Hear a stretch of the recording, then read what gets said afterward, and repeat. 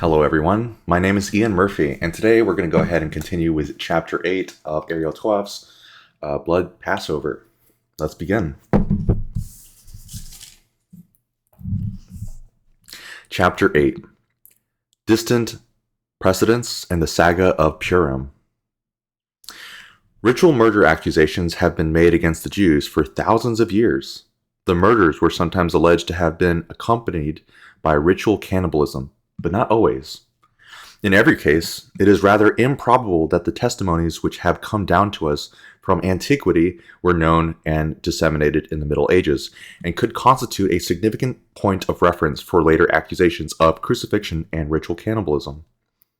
As early as the 2nd century before Christ, the almost unknown Greek historian Democritus, I'm sure I botched the name up on that, who probably lived in Alexandria, recorded a violently biased anti-Jewish testimony at that time, referred to under his name in Sudia Greek Dictionary. According to Democritus, the Jews were accustomed to render worship to a golden head of an ass. Every 7 years, they abducted a foreigner to sacrifice him, tearing the body to pieces. This horrible rite is said to have taken place probably every 7 years in the Temple of Jerusalem, sanctuary of the Jewish religion. Democritus's report is evidently intended to stress the barbarism of the Jews, the, quote, haters of mankind, end quote, who practice superstitious and cruel cults. It should nevertheless be noted that the Greek historian made no reference either to any need to collect the victim's blood or any forms of ritual cannibalism. A report only partially similar to that reported by Democritus is found in the Polemical contra Epioni by Flavius Josephus, quoting the tenacious anti-Jewish rhetorician Apion, who lived at Alexandria during the 1st century of the Christian era. According to Apion, Antiphatus Eponine, entering the Temple of Jerusalem, is said to have been surprised to find a Greek stretched on a bed and surrounded by exquisite foods and rich dishes. The prisoner's report was extraordinary and horrifying. The Greek said that he had been captured by the Jews and taken to the temple and concealed from everyone while they force-fed him all sorts of foods. At first, the unusual circumstances in which he found himself did not greatly displease him until the sanctuary attendants revealed the fate waiting in store for him. He was fated to die. Dun dun dun. The predestined victim of homicidal Jewish sacrificial practices. Quote, the Jews carry out this rite every year. On a pre-established date, they catch a Greek merchant, feed him for a whole year. They later take him into a forest, kill him, and sacrifice him according to their religion. They then savor the viscera, and in the moment of sacrificing the Greek, they swear their hatred of all Greeks. They then dump the remains of the carcass into a ditch. End quote. Flavius Josephus reports that the history recounted by Apion was not invented by him, but was rather derived from other Greek writers, an indication that its dissemination must have been much more widespread than we are led to imagine based on the two only surviving accounts, i.e., of Democritus and Apion. Compared to the first, the second describes a number of variants which are undoubtedly important. The sacrificial ceremony is now annual and held on a fixed date, even if the account does not specify the Jewish holiday on which it allegedly took place. Furthermore, ritual cannibalism is now stressed in an explicit and brutal manner, even if there is still no mention of any need for human blood, which, as we have seen, is said to have become the preponderant element starting from the Middle Ages. On the other hand, that both Greeks and Romans are alleged to have ended up as a meal for ravenous Jews is shown by the fact that Dio Cassius, writing of their rebellion at Cyrene, 115 of the Christian era, hastened to mention in disgust that the Jews were accustomed to feasting upon the bodies of Greek and Roman enemies slain in battle. Not contenting themselves with the satisfaction of this alimentary predilection, they painted their bodies with the blood of their enemies and used their intestines as belts. A more delicate matter than the above seems related to a passage in the Talmud, Ketubot 102b, which might be interpreted as an indirect confirmation of the phenomenon of ritual murder during an ancient epoch. Although we don't know how widespread or how widely approved it may have been, the passage concerns a so-called outside Bariata, a Mishnah, i.e., one not incorporated into the codified and canonical text of the Mishnah, dating back approximately to the 3rd century AD, which seems to be one of the oldest and may therefore be traced back to Palestine at the time of the Second Temple. Quote, "A man is killed, leaving a son of a tender age in the care of his mother. When the father's heirs approach and say, 'Let him grow up with us,' and the mother says, 'Let him grow up with me,' he, the boy, should be left with the mother and should not be entrusted to care of anyone entitled to inherit from him. A case of this kind happened in the past, and the heirs killed him on Passover Eve." End quote. We know that the Hebrew verb sachet has the meaning of butcher, kill, as well as to immolate, as for example as a sacrifice. As for example, Exodus 12:21, quote, "Thou shalt sacrifice the Passover lamb," end quote. If in the case in question were merely a question of a simple murder committed by heirs for profit, the statement that the murder was committed on Passover Eve would be quite superfluous. In fact, in support of the law, providing that the child should be entrusted to the mother instead of the persons entitled to inherit his property, it would have been sufficient merely to state that in the past the child had been killed by his heirs. When and how the murder occurred is in fact superfluous, except to remind the reader of a case which was presumably well known, in which such a child murder, which deserved to be condemned, actually occurred, but only for material and egotistical motives. At this point, it might be noted that the most ancient Christian authors appear to make no use of this Talmudic passage in their anti-Jewish polemics, although the passage shows a relationship between the cruel killing of a child and the Jewish Passover, which might have been used by them in support of the ritual murder accusation. But perhaps their failure to do so was due to poor knowledge of the Talmudic literature and rabbinical literature in general on the part of a Christian polemicists, who were often ignorant of Talmudic and rabbinical language and interpretive categories. Be that it may, it is advisable to stress that the reading, "They killed him on Passover Eve," appears in all the manuscripts and ancient versions of the Ketubot treatise in question, as well as in the first edition of the Talmud, printed at Venice in 1521 by Daniel Bomberg. Later, no doubt, for the purpose of defending themselves against the ritual murder accusation brought by those who had, in the meantime, discovered the potential value of the embarrassing passage, the Jewish editors of the Talmud replaced the passage with a more enigmatic, less embarrassing reading.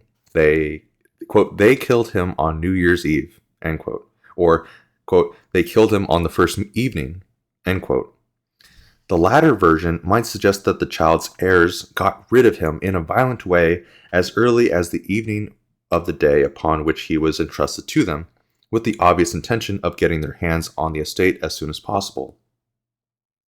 The editors of the famous Vilna edition of the Talmud justified their decision to adopt the reading, quote, "They killed him the first evening," end quote, in a glossa to Ketubot 102b, in which they rejected the preceding version, but without explicitly mentioning it, containing the reference to, quote, "Passover Eve," end quote, as the circumstance under which the unhappy child is said to have been cruelly killed. Quote, "Whoever precedes us in the Talmud," they stressed, "fell into error and preferred a reading completely torn out of context," end quote. That Christian Europe of the Middle Ages feared the Jews is an established fact.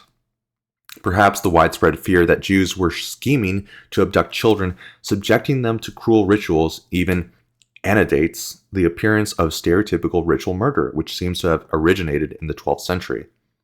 As for myself, I believe that serious consideration should be given to the possibility that this fear was largely related to the slave trade, particularly in the 9th and 10th century, when the Jewish role in the slave trade appears to have been preponderant.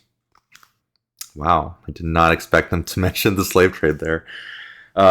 During this period, Jewish merchants from the cities in the valley of the Rhone, Verdun, Lyon, Arles, and Narbonne, in addition to Aquisgrana, the capital of the empire in the times of Louis the Pious, and in Germany, from the centers of the valley of the Rhine, from Worms, Magonza, and Magdeburg, in Bavaria and Bohemia, from Regensburg and Prague, were active in the principal markets in which slaves, women, men, and eunuchs were offered for sale by Jews, sometimes after abducting them from their houses. From Christian Europe, the human merchandise was exported to the Islamic lands of Spain, in which there was a lively market. The castration of these slaves, particularly children, raised their prices and was no doubt a lucrative and profitable practice. The first testimony relating to the abduction of children by Jewish merchants active in the trade flowing into Arab Spain comes down to us in a letter from Agobard, Archbishop of Lyon, in the years 816 through 840. The French prelate describes the appearance of Lyons of a Christian slave having escaped from Cordoba, who had been abducted from Lyonnais Jewish merchant 24 years before, when he was a child, to be sold to the Muslims of Spain. His companion in flight was another Christian slave, having suffered a similar fate after being abducted 6 years before by Jewish merchants at Arles.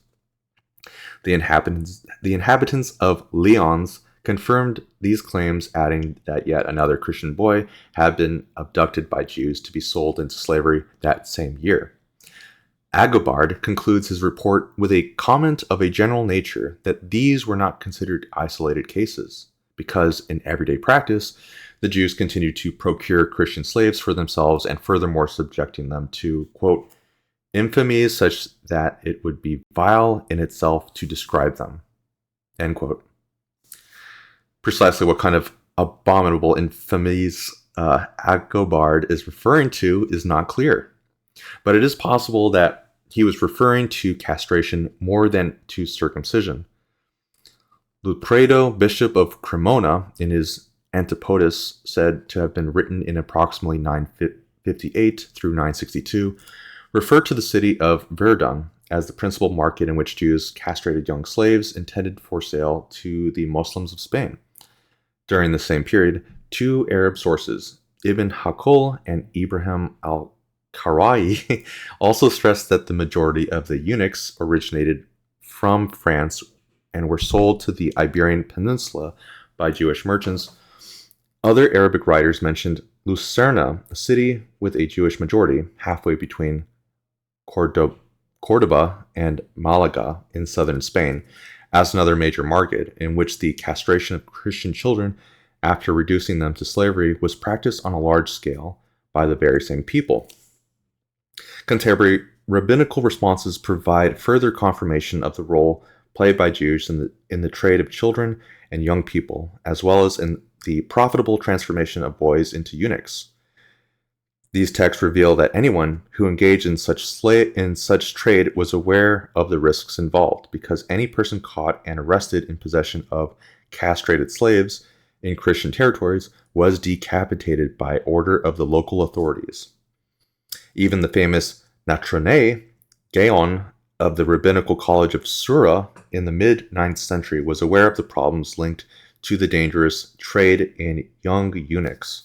Quote, Jewish merchants entered into a port or a city, bringing with them slaves and castrated children. When the local authorities confiscated them, the Jews corrupted them with money, reducing them to more harmless advisors and the merchandise was returned, at least in part. End quote. But if one wishes to interpret the significance and scope of the Jewish presence in the slave trade and practice of castration, it is the fact that the fear that the Christian children might be abducted and sold was rather widespread and deeply rooted in all Western European countries, particularly France and Germany, from which these Jews originated and where the greater part of the slave merchants operated. Personalities in the clergy nourished that fear, conferring religious connotations upon it with an anti-Jewish slant, failing to account for the fact that slavery as a trade had not yet gone out of fashion morally and as such was broadly tolerated in the economic reality of the period. On the other hand, the abduction and castration of children, often inevitably confused with circumcision, which was no less feared and abhorred, could not fail to insinuate themselves in the collective unconscious mind of Christian Europe, especially the French and German territories, inciting anxiety and fear, probably solidified over time, believed as a result to have concentrationized itself in a variety of ways, and in more or less the same places as ritual murder. In the Hebrew calendar, Pesach, Passover, comes one month after the Feast of Purim, which commemorates the miraculous salvation of the Jewish people in Persia during the reign of King Ahasuerus from the threat of extermination linked to the plotting of the king's perfidious minister Haman.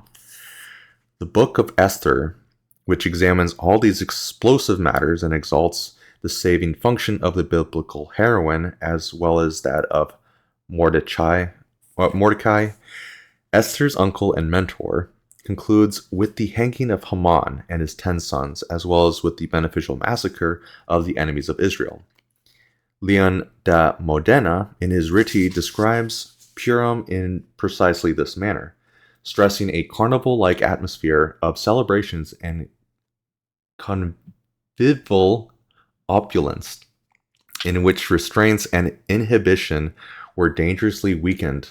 Quote, on the 4th of Adar, which is March, is the festival of Purim in memory of everything we read in the book of Esther, which saved the people of Israel from being exterminated through the machinations of Haman, and he and his sons were hanged. ...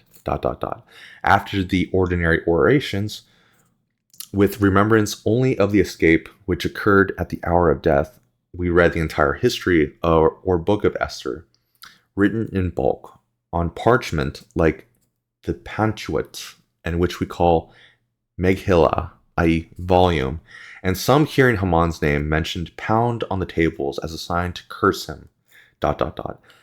They make much rejoicing, festivities, and banquets, ... as an effort is made to serve the most sumptuous meal possible, and eat and drink more than usual, after which friends go out to visit each other with receptions, festivities, and revelry. End quote. For a number of reasons, not least that of its not infrequent proximity to Holy Week, Purim, also called the Festival of the Lots, came in time to acquire openly anti-Christian connotations, and the related celebrations became openly suggestive in this sense, both in form and substance, sometimes audaciously and openly. Haman, equated with the other biblical arch-enemy of the Jews, Amalek, which is in Deuteronomy 25:17-19, whose memory was to be blotted out from the face of the earth and was transformed over time into Jesus, the false Messiah, whose impious followers were now threatening the chosen people with extermination. Moreover, Haman was killed, hanged, as Jesus was said to have been, and there was no shortage of exegetic material reinforcing this paragon in the Greek translation of the Septuagint, as well as in Flavius Josephus. I'm not reading that source. Haman's gallows was interpreted as a cross, and execution of King Ahasuerus' belligerent minister was described in effect as a true and proper crucifixion. The equation between Amalek, Haman, and Christ was self-evidently obvious. Haman, who in the biblical text is referred to Talua, the hanged one, was confused with him who, in all anti-Christian Hebraic texts, was the Talui, by Antimessiah, the replacement of a proper name by epithet, i.e., the crucified Christ. The sensational trial of the most prominent members of the Ashkenazi communities of northern Italy, accused of vilifying the Christian religion, was held in Milan in the spring of 1488. In reply to inquisitors demanding the name used by Jews with reference to Jesus of Nazareth, Salomone da Como, one of the accused, answered unhesitantly, quote, "Among ourselves we call him Osseos, the man from the Hebrew Oto Ha'ish, according to the German pronunciation, or Talui, the hanged one, the crucified one, while when speaking to Christians, we always refer to him as Christ. It is not surprising that a text by 4th century writers, Evagrius, describes the Jew Simon in an argument with a Christian Theophilus should have equated the cursed and despised Passion of Christ with Haman's crucifixion."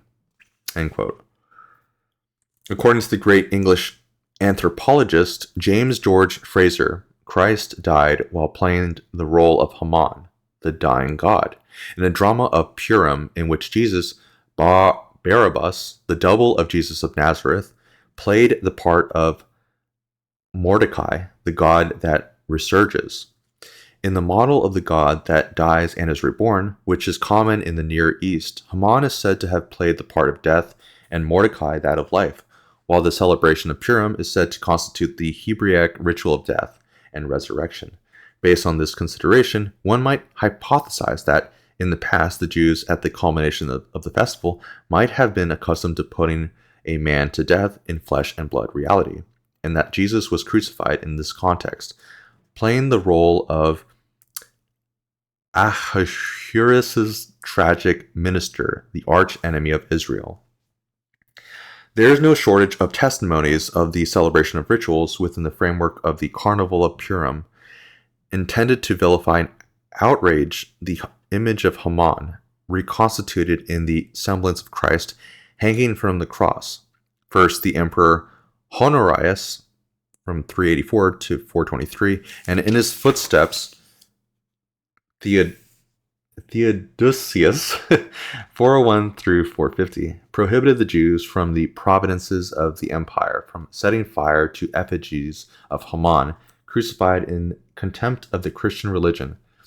Probably to be associated with the preceding prohibitions is the report mentioned by the late chronicler Agapius, 10th century, and dating back to 404 through 407 AD, during the reign of Theodosius II, that certain Jews of Alexandria, forced to submit to baptism, are said to have rebelled, giving rise to a sensational protest, stating that, in their eyes, such a ceremony possessed the fascination of a certain originality.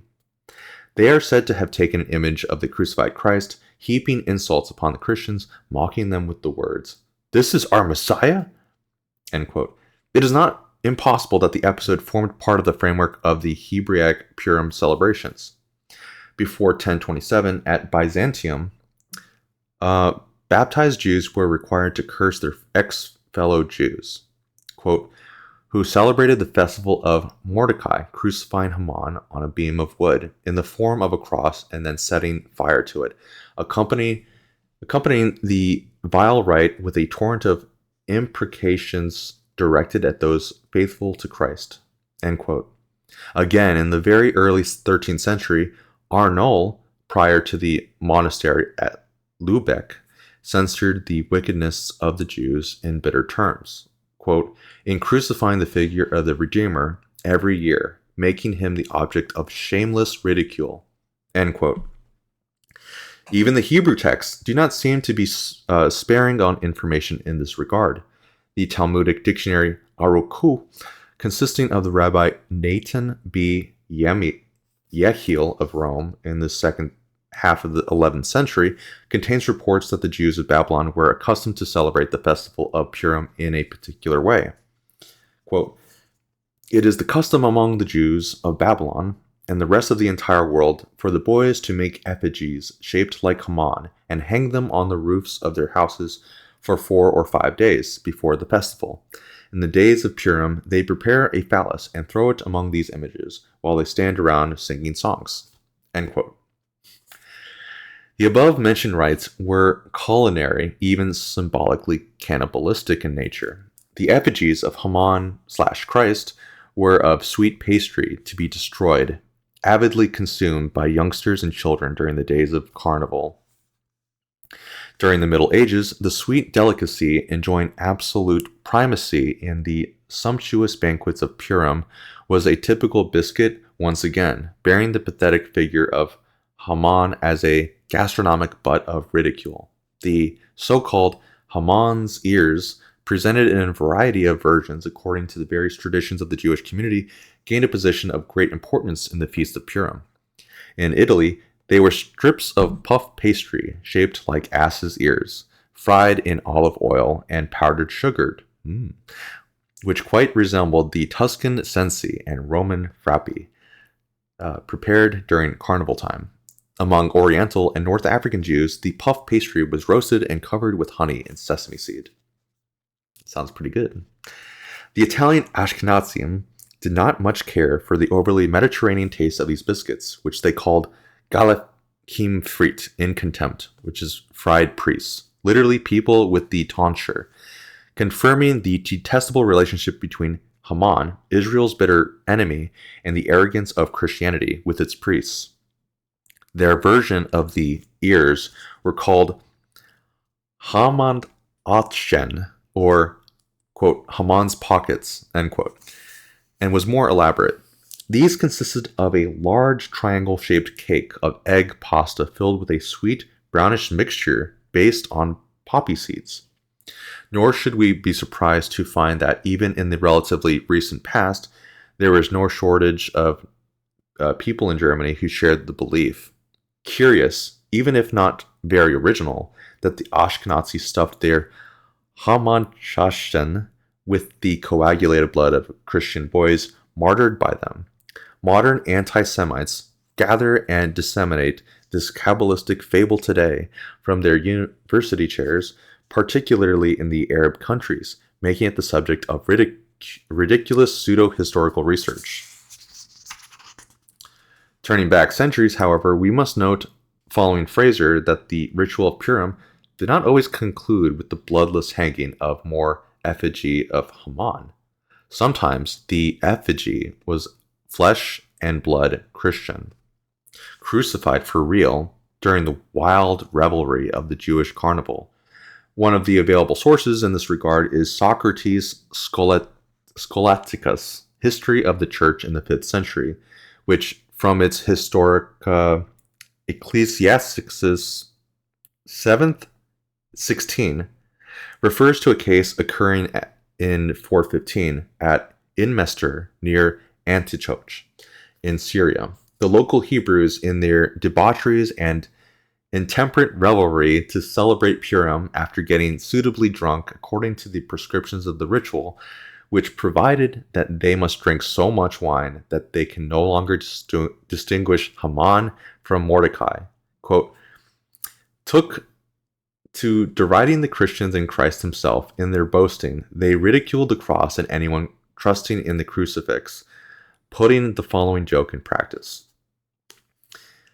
They, quote, they took a Christian child, tied it to a cross, and hanged him. Initially, they made him the object of jokes and drollery. Then, after a while, they lost control of themselves and mistreated him to such a degree that they killed him. End quote. The report, which makes no mention of miracles occurring at the site of the relics of the martyred child, seems to possess all the implications or indications of truthfulness. Moreover, as we have seen above, there are people who have viewed the immoderate celebrations of Purim, accompanied by anti-Christian insults and violence, as the core from which the belief in Jewish ritual homicide of Christian children is thought to have developed during the Middle Ages, as an integral part of a ritual centered around on the festival of Pesach, considered the ideal culmination of Purim. The case of Inmestar is not an isolated one. A Jewish source, the Memories of Rabbi Ephraim of Bonn, takes us to France to Brie Comte Robert in 1191 or 1192. A servant of the Duchess of Champagne was found guilty of the murder of a Jew and was being held imprisoned for that offense. The other Jews of the village decided to rescue the prisoner in exchange for money and executed him during the festival of Purim, hanging him. Quote, a perfidious Christian killed a Jew in the city of Brie, which is in France. Then the other Jews, his relatives, went to the lord of the region, the Duchess of Champagne, and implored her to hand over the murderer, who was a servant of the king of France. They therefore bribed her with their money in order to be able to crucify the killer, and they crucified him on the eve of Purim. End quote. The vengeance demanded in a loud voice by the Christians of Brie, headed by Philippe II August, King of France, 1165 through 1223, was not long in coming.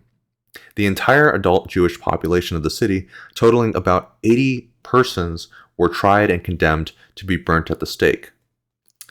Quote, wealthy persons, rich and influential, some of them famous rabbis and people of culture, who refused to sully themselves in the baptismal waters and to betray the one God, who were burnt alive, proclaiming the unity of the Creator. End quote.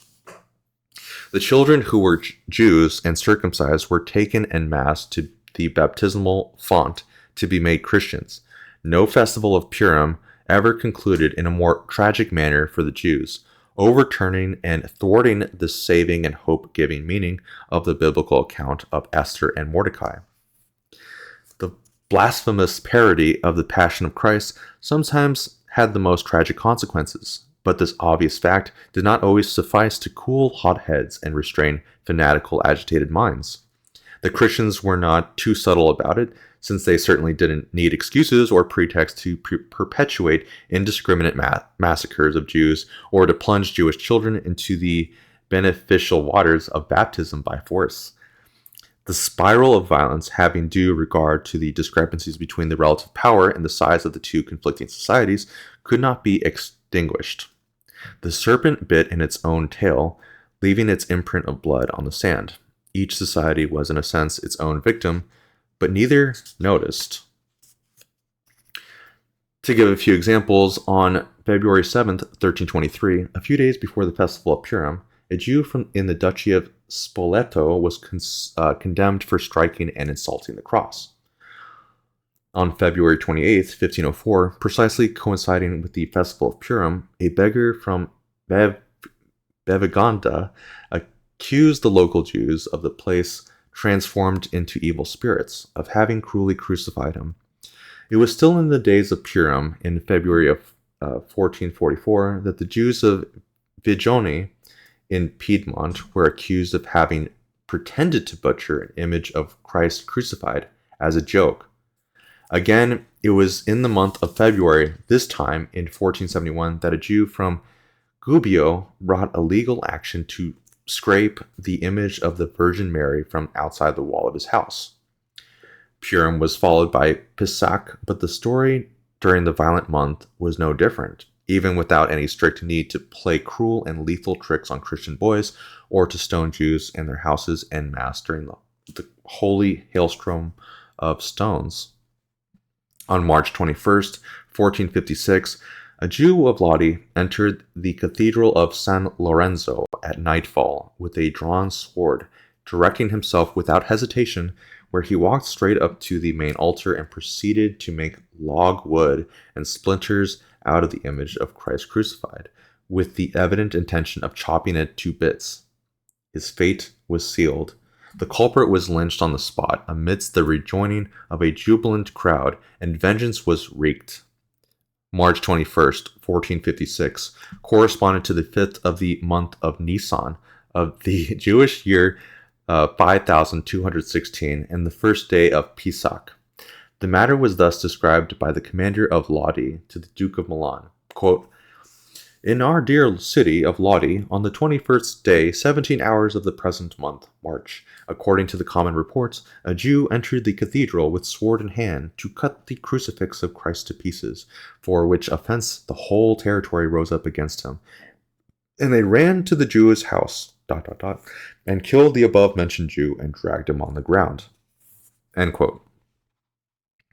In the early modern age, the carnival-like festivities of Purim finally lost those qualities of aggressiveness and violence which had been characteristic since the early Middle Ages, but never renounced the clearly anti-Christian meaning it possessed, according to tradition. Thus wrote Gillo Morosini, known as Samuel Namias at Venice, when he was still a Jew, a shrewd former disciple of Leon de Modena. Quote, "During the reading, whenever Haman is named, the boys beat the benches of the synagogue with hammers or sticks with all their might, as a sign of excommunication, crying out in a loud voice, quote, 'May his name be blotted out, and may the name of the impious rot.' End quote. And they all cried, 'Be cursed Haman, be blessed Mordecai, be blessed Esther, be cursed Ahasuerus,' and they continued like that until evening, just as on the morning of the first day, never ceasing to express their justified contempt for Haman and the enemies of Judaism at that time, covertly spreading poison against Christians under the name of idolaters, ... They therefore cry out in a loud voice, 'Be cursed all the idolaters.'" End quote. But at an even earlier time, the illustrious jurist Marquardo Susani, protected by Paolo IV Carafa, the fervent and impassioned founder of the Ghetto of Rome, mentioned the wild hostility of the Jews towards Christianity as well as the peculiar carnival-like characteristics of Purim.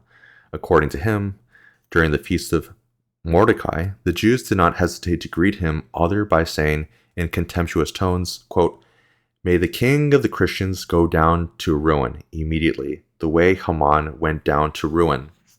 End quote. So that is the end of chapter 8. As usual, we're going to skip the notes, and I will see you all on chapter 9 in the next video. Thank you.